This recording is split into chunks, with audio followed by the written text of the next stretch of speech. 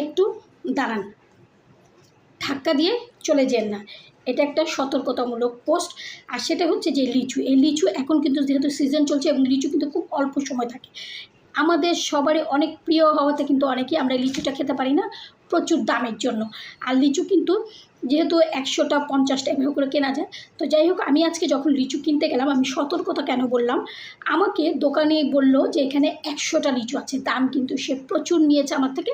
আমি কিছু মনে করি, কারণ লিচুটা আমার পছন্দ হয়েছে, লিচুগুলো খুব ভালো ছিল, বড়, লাল এবং মিষ্টি।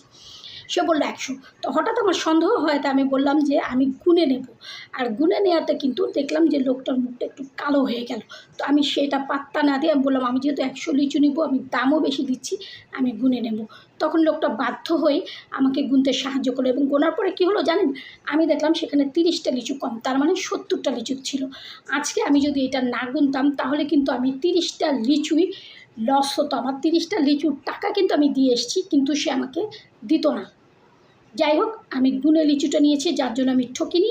এবং তাকে যখন আমি বললাম যে আপনি কেন বললেন যে এখানে 100টা লিচু আছে, 30টা লিচু তো নেই, সে তখন লজ্জা না পেয়ে হেসে আমাকে কি বলল, আপা 100টা লিচু ছিল, আসলে 30টা লিচু ঝরে গেছে।